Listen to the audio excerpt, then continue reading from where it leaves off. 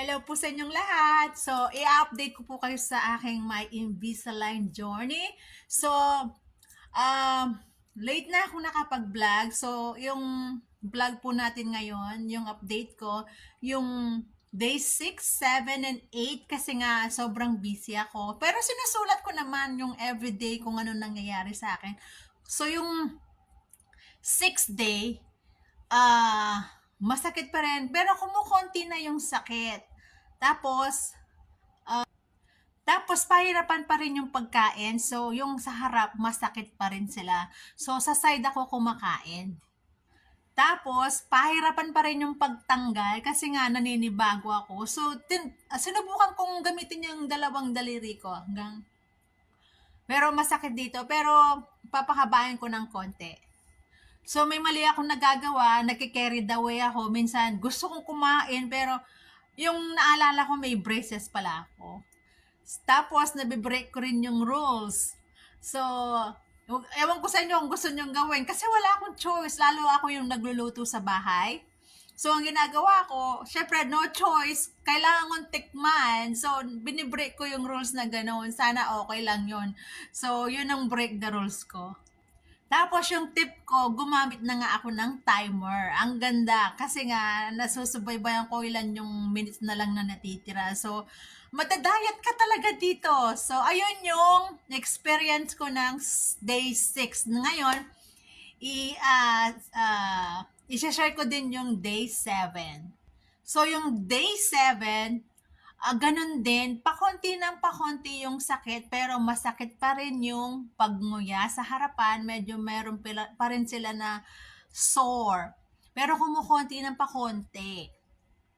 Gaya na sabi ko, pakonti ng pakonti, yung pagnguya, medyo masakit pa rin sa harapan yung day 7. So, yung day 8, meron akong copy. So, nililista ko talaga. So, like I said, pakonti ng pakonti yung sore. So, pag syempre magtututbrush, aalisin mo sila, magtututbrush kay babalik mo sila, kumukonti na yung pressure. At saka yung sa harapan, kumukonti na rin yung sakit. Ngayon, i-share ko yung day 8 naman.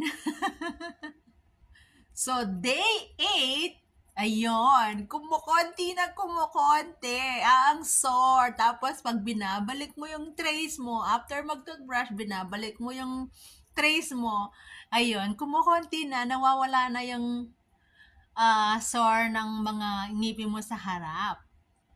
So, sa day 9, i-update ko kayo kung nawala na ba yung medyo.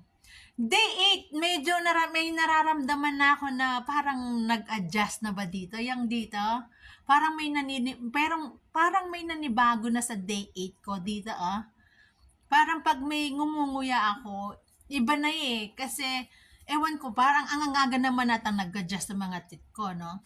So, yun ang day 6, 7, and 8 ang update ko.